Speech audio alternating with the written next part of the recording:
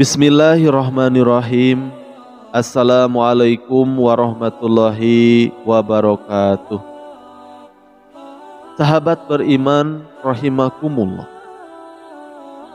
Sebagai seorang muslim, kewajiban kita adalah melaksanakan perintah Allah.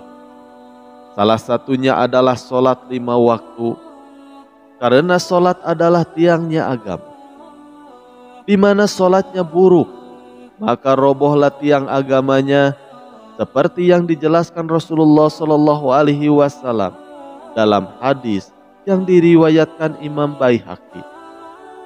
Salat merupakan tiang agama, maka barang siapa mendirikannya, maka sungguh ia telah mendirikan agama, dan barang siapa yang meninggalkannya, maka sungguh ia telah merubuhkan agamanya.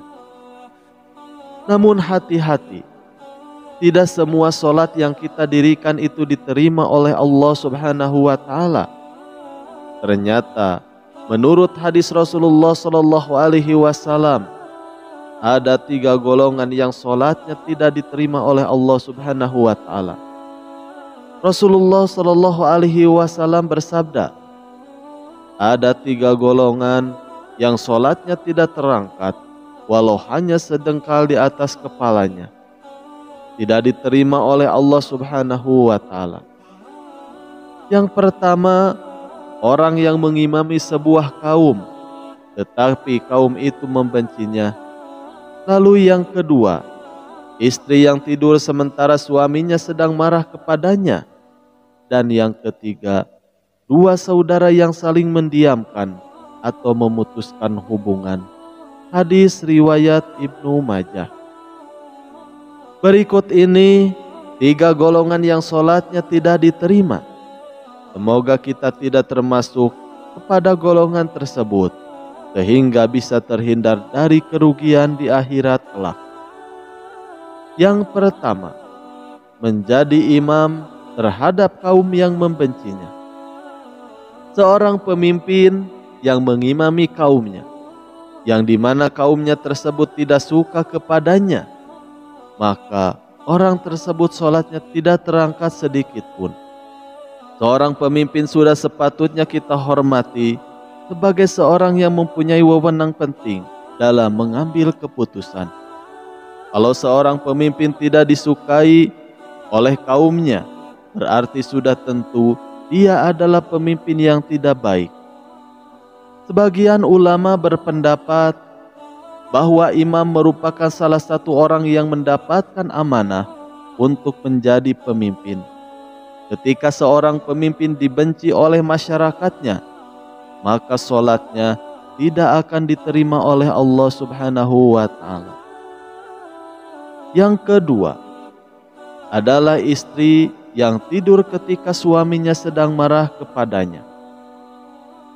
Di dalam kehidupan rumah tangga, tentu saja banyak godaan dan cobaan yang dapat menghampiri.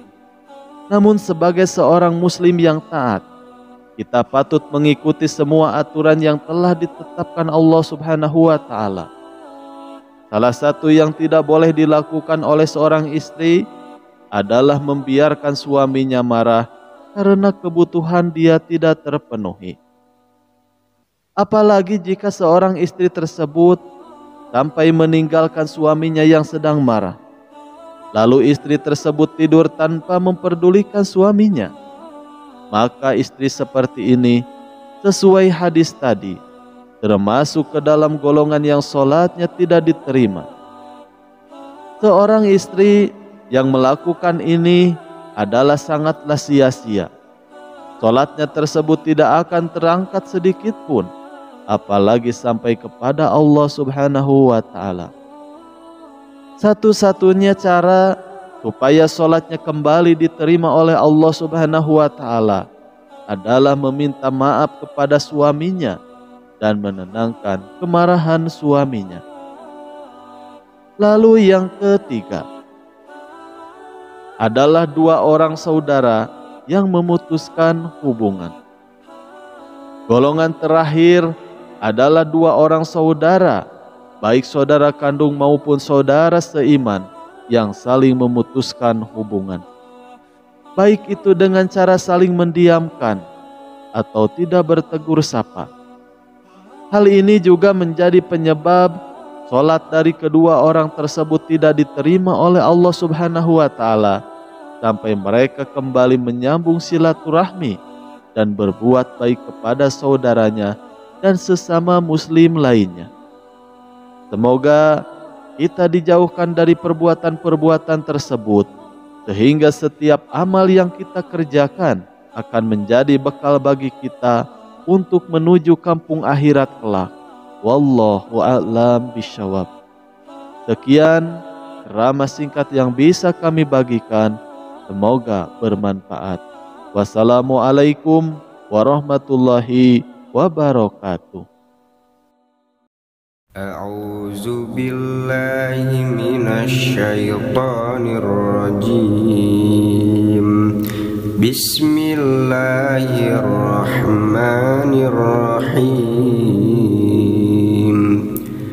Abasa wa tawalla an ja'ahul a'ma wa ma yudrika la'allahu yazakka aw yazakkaru fatanfa'ahu dzikra amma man istaghna fa anta lahu tasadda wa ma 'alaika alla yazakka wa amma man ja'aka yas'a wa huwa yakhsha fa anta